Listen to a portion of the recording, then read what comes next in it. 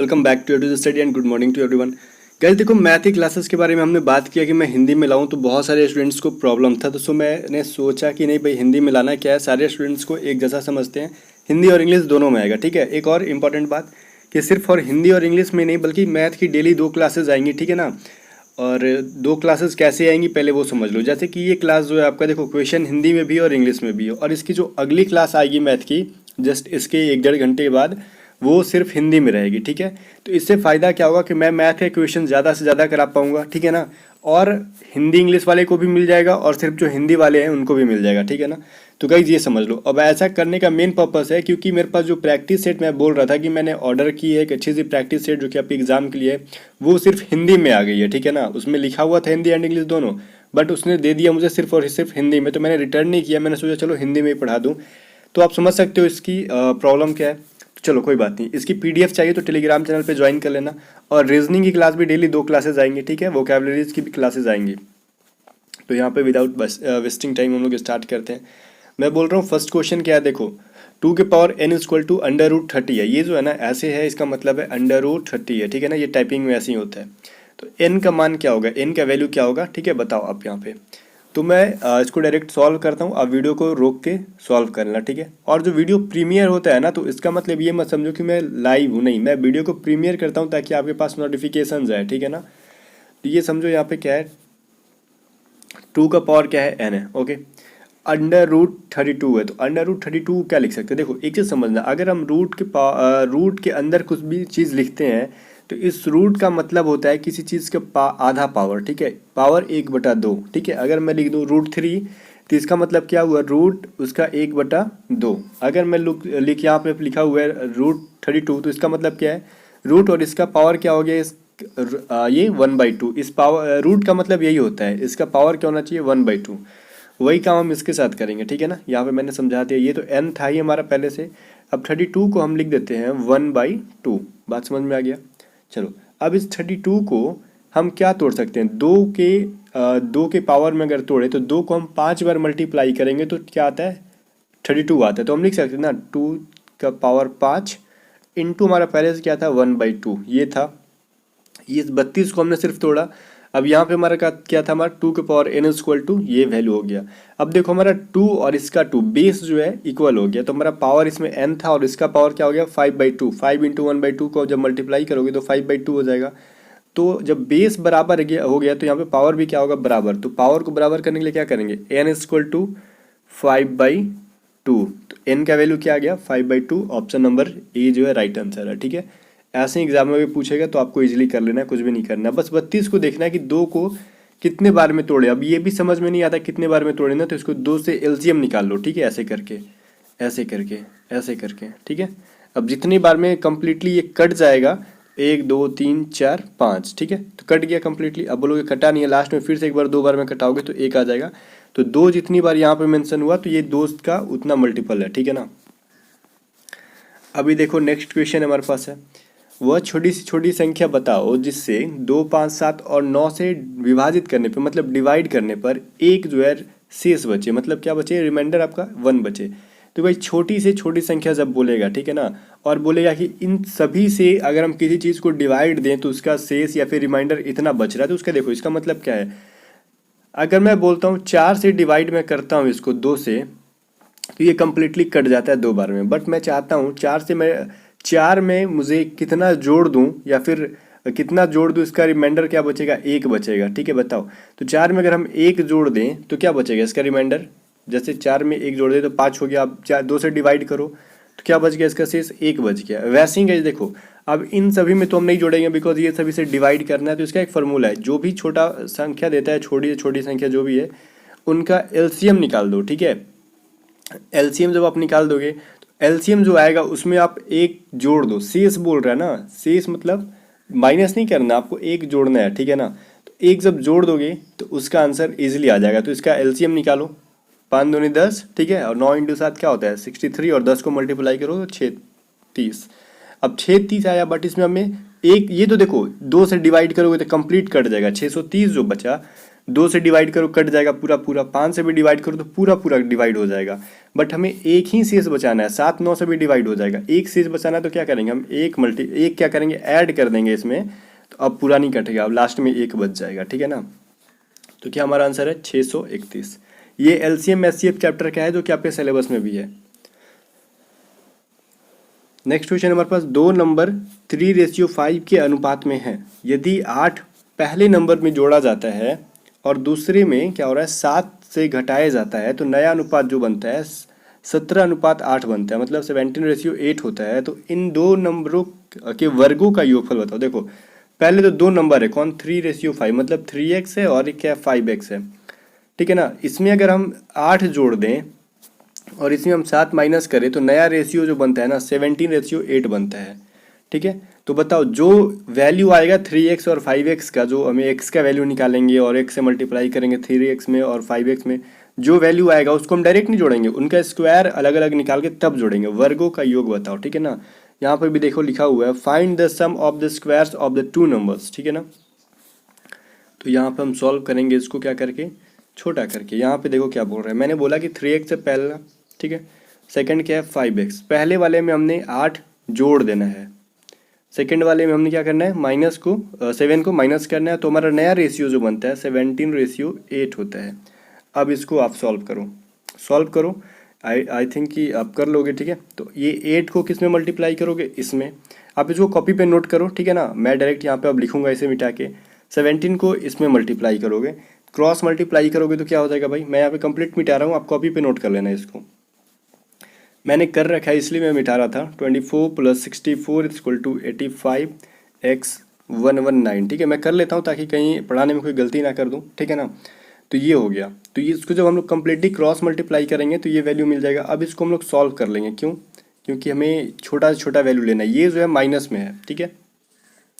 क्या था ये -119 था, तो इसको हम इस साइड भेजेंगे तो प्लस हो जाएगा, ठीक है ना। और ये जो छोटा 24 है बड़े वाले 85 में से माइनस हो जाएगा, तो 85 - 24 कर दो, ठीक है। और क्या करो 119 में से 64 को ऐड कर दो, ठीक है ना।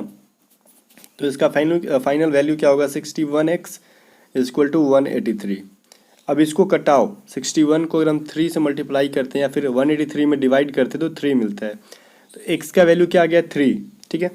x का वैल्यू 3 आ गया। हमारा पहला संख्या था 3x, दूसरा था 5x। तो जब हम 3 से मल्टीप्लाई करेंगे तो पहला 9 मिल गया हमें, और हम 5 में 3 से मल्टीप्लाई करेंगे तो 15 मिल गया। तो मतलब पहला संख्या 9 और दूसरा 15। अब करना क्या, इसका स्क्वायर क्या होता है 81 होता है। अब इसका स्क्वायर 15 का स्क्वायर क्या होता है भाई 225 होता है। अब 81 + 225 करके देखो क्या आता है, तो ये 306 हो जाएगा, ठीक है। अब देखो कि 306 कहाँ पे है ऑप्शन में, 306 जो है ऑप्शन नंबर 1 में ही है, ठीक है। अब गाइज अगर पहले से नहीं बनाए थे, मेरे देख के बना रहे हो, तो एक एक पॉइंट को नोट करते जाना वीडियो को पीछे करके, ठीक है ना। और उसके बाद क्वेश्चन एक बार खुद से वीडियो को रोक लेना, अच्छे से समझ लेना किस तरीके से बनाया हुआ है क्वेश्चन को सामने करके, फिर से अपने से एक बार बनाना उसको। किसी व्यक्ति की आय तथा व्यय, मतलब इनकम जो है उसका वो, एक्सपेंडिचर जो है उसका वो 11:10 के रेशियो में है। यदि प्रति वर्ष वो 9,000 रुपये की बचत करता है तो उसकी मासिक आय क्या है, ठीक है। अभी यहाँ पे देखो थोड़ा सा आपको समझ में नहीं आ रहा होगा, क्यों, क्योंकि ये यहाँ पे क्या दिया है आय और उसका व्यय का रेशियो दे रखा है, और यहाँ पे सेविंग का डायरेक्ट एग्जैक्ट डेटा दे रखा है, ठीक है ना। तो आपको समझने में अगर प्रॉब्लम हो रही तो मैं बताता हूँ। उसकी इनकम क्या है ये बताओ। इनकम जो है 11 रेशियो में तो 11x है, ठीक है। उसका एक्सपेंडिचर मतलब व्यय क्या है भाई ये बताओ। उसका इनकम जो आपको 11x है और एक्सपेंडिचर जो है 10x है, ठीक है ना। अब उसका देखो ये बचत दे रहा, सेविंग जो है 9,000 है, तो बताओ इनकम बराबर क्या होता है ये बताओ।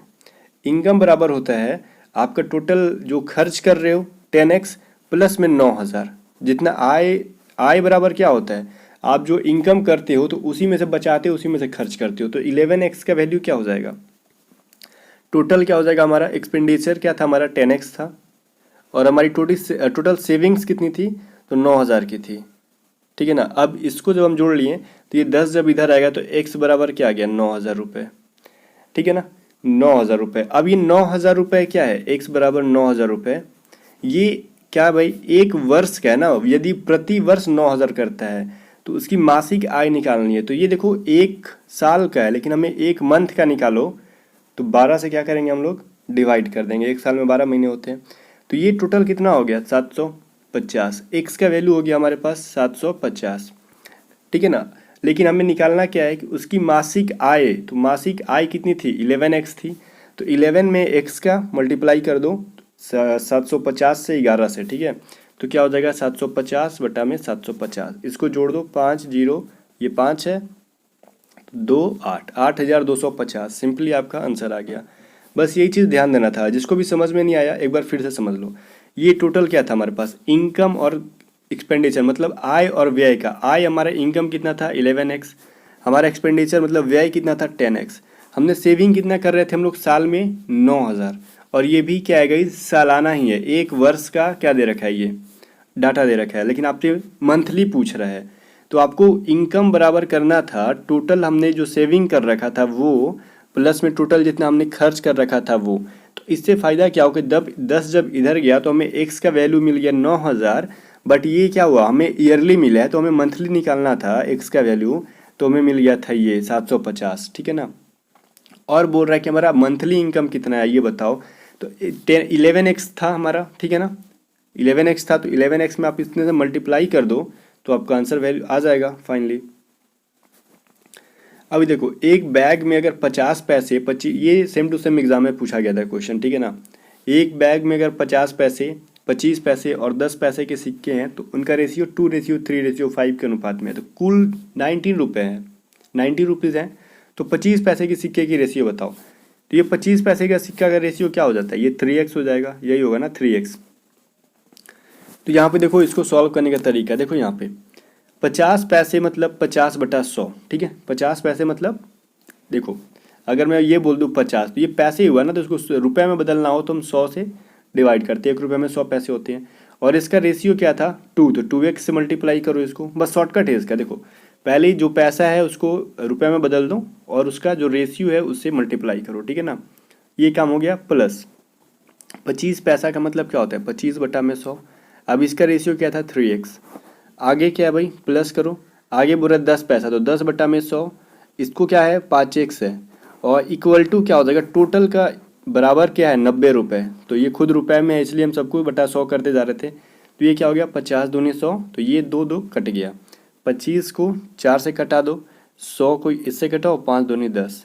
तो ये क्या हो गया हमारे पास, ये सिर्फ x बचा यहाँ पे, तो x प्लस में ये क्या बचा हमारे पास 3x/4। आप कॉपी पे जब कटाओगे तो पता चलेगा आपको, ठीक है। ये क्या बचा हमारे पास x/2, ठीक है ना, इक्वल टू 90। अब देखो x plus 3x/4 plus x/2 बराबर 90, ठीक है। x प्लस में 3x/4 प्लस में x/2 इक्वल टू 90। अब इसको कॉपी पे आप लिख दे जाते तो आपको क्लियर समझ में आता। अब इसको सॉल्व करो तो x का वैल्यू मिल जाएगा, ठीक है। आपको एलसीएम लेना है तो 4 ही आ जाएगा। 4x प्लस में 3x प्लस में 2x इक्वल टू 90। ये क्या हो गया 4 3 7 2 9x, 9x बटा में 4 बटा में इक्वल टू 90। तो ये कट गया 10 बार में, x का वैल्यू 40। और हमें पूछ रहा है 25 पैसे का, तो 25 पैसे का रेशियो था 3, तो 3 × 40 120। तो हमारा फाइनल आंसर आ गया 120, ठीक है ना। चलो इजी सा क्वेश्चन था, कुछ भी नहीं है, बस समझने का। फिर अब इसको समझ में कब आएगा, जब कॉपी पे अच्छे से लिखोगे तब। यदि sec theta plus tan theta बराबर 2 है तो सेक थीटा का वैल्यू निकालो।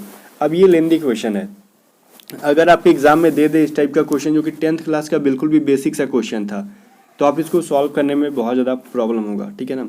और ये क्वेश्चन का डेटा जो है सेम टू सेम देता है, ठीक है ना। तो हम इसको सॉल्व करने का एक तरीका लेते हैं। जब भी ऐसा देता है sec theta plus tan theta बराबर ये वो जो भी रहेगा, ठीक है ना, तो आपको क्या करना होता है, इसका बेसिक फार्मूला यहाँ पे अप्लाई करना होता है। कैसे, देखो यहाँ पे ये बताओ। सबसे पहले या तो आप थीटा का वैल्यू कुछ रख लो, ठीक है ना, उसके बाद इसको आप निकाल लो, ठीक है। अदरवाइज आपको बेसिक फार्मूला का यूज़ करना होगा। सेक थीटा का वैल्यू पूछ रहा है तो देखो एक बेसिक फार्मूला आपने 10th क्लास में पढ़ा होगा क्या, sec theta sec square theta minus tan square theta equal to 1, ये पढ़ा था आपने, ठीक है ना। बेसिक सा फार्मूला क्या पढ़ा था आपने, sec square theta minus tan square theta बराबर 1, ठीक है ना। तो ये बताओ ये क्या है, मान लो ए स्क्वायर है, मान लो ये बी स्क्वायर है, तो ए स्क्वायर माइनस बी स्क्वायर का फार्मूला आप लोग क्या पढ़ोगे, ए प्लस बी इंटू ए माइनस बी, यही पढ़े थे ना। अब ये अलजेब्रा का चैप्टर है, जो नहीं पढ़ा होगा फिर प्रॉब्लम होगा। तो यहाँ पे ए माइनस बी हमें पता नहीं है, बट ए प्लस बी का वैल्यू हमें पता है 2 है यहाँ पे, ठीक है ना। तो हम sec theta, sec square theta minus tan square theta को इसी फॉर्म में तोड़ सकते हैं। ए प्लस बी मतलब sec theta plus tan theta into sec theta minus tan theta बराबर 1 हो जाएगा हमारे पास, ठीक है। तो हम क्या लिखेंगे, सेक थीटा, ठीक है ना, प्लस में tan theta multiply sec theta minus tan theta, ठीक है ना, इक्वल टू 1 हो जाएगा हमारा। अब ये sec theta plus tan theta का वैल्यू क्या है, 2 है, हमें मिले है 2 into sec theta minus tan theta बराबर 1 है। तो sec theta minus tan theta क्या हो जाएगा, ये 2 कट के इधर भेज दो तो 1/2 हो गया, ठीक है ना। तो sec theta minus tan theta का वैल्यू हो गया 1/2, और ये प्लस वाला का वैल्यू हमारे पास है 2। सेक थीटा प्लस में tan theta equal to 2 sec theta minus tan theta क्या है 1/2। तो सेक थीटा का पूछ रहे हैं तो ये प्लस माइनस कटा दो, ये जोड़ दो, क्या हो जाएगा, सेक थीटा 2 सेक थीटा हो जाएगा 2 sec theta equal to 2 plus 1/2 क्या होता है ये बताओ।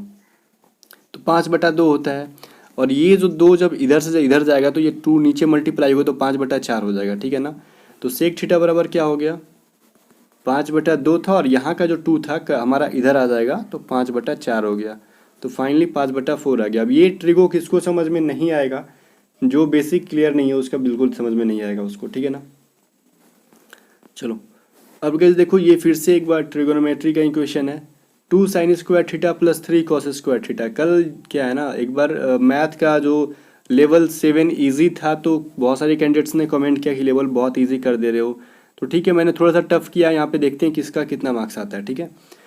अभी देखते हैं 2 sine square theta plus 3 cos square theta का सबसे मिनिमम वैल्यू आपको निकालना है, ठीक है, मैक्सिमम नहीं, जितना मिनिमम से मिनिमम वैल्यू है।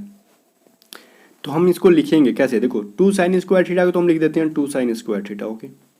यहाँ पे मैं लिखूँ 2 साइन स्क्वायर थीटा, ठीक है, प्लस 3 कॉस स्क्वायर थीटा को हम तोड़ेंगे 2 के फॉर्म में, देखो कैसे, 2 कॉस स्क्वायर थीटा प्लस में कॉस स्क्वायर थीटा। क्यों, जब इसको हम जब जोड़ेंगे 2 cos square theta plus cos square theta तो अगेन क्या हो जाएगा 3 कॉस स्क्वायर थीटा, तो हम लिख ही सकते हैं। हम तोड़ रहे हैं इसलिए कि क्वेश्चन सॉल्व करने में हमें ईजी हो, ठीक है। तो अब देखो हम इनको क्या लेते हैं, 2 को कॉमन लेंगे तो क्या होगा 2 into sine square theta plus में लिखते जाना कॉस स्क्वायर थीटा प्लस में कॉस स्क्वायर थीटा। अब ये ब्रैकेट में मैंने किया ताकि ये एक फॉर्मूला है, sine square theta plus cos square theta बराबर क्या होता है 1 होता है, ठीक है ना। तो 1 इंटू 2 क्या हो जाएगा 2, 2 प्लस में कॉस स्क्वायर थीटा हमें ये मिल गया, ठीक है ना। अब देखो कॉस स्क्वायर थीटा, ठीक है ना, तो कॉस थीटा का मिनिमम वैल्यू किस में होता है, तो कॉस 90 में होता है। तो कॉस 90 का वैल्यू क्या होता है 0 होता है, तो 0 का स्क्वायर करो तो 0 ही आएगा। तो हम इस थीटा का वैल्यू 90 रख के हम निकाल लेते हैं, बिकॉज मिनिमम वैल्यू निकालना ही है हमें, ठीक है। तो चलो इसका मिनिमम वैल्यू क्या हो गया 0, तो यहाँ पे 0 रख दो तो वैल्यू क्या आ गया 2 प्लस 0 इक्वल टू 2। तो फाइनली आंसर हमारा हो गया 2, यहाँ पे ऑप्शन नंबर सी है ना। चलो अभी आगे क्वेश्चन है।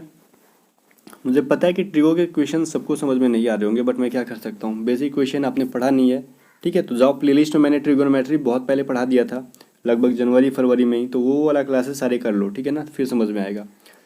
90 आदमी मतलब 90 आदमी एक काम को 12 घंटे प्रतिदिन करके 16 दिन में कंप्लीट कर लेते हैं। एक काम है कोई, हमें पता नहीं है कौन सा काम है, लेकिन 90 आदमी मिलते हैं तो 12 घंटा अगर करते हैं तो 16 दिन में कंप्लीट कर लेते हैं। एक दिन में अगर 12 दिन काम करें तो 16 दिन में कंप्लीट करते हैं।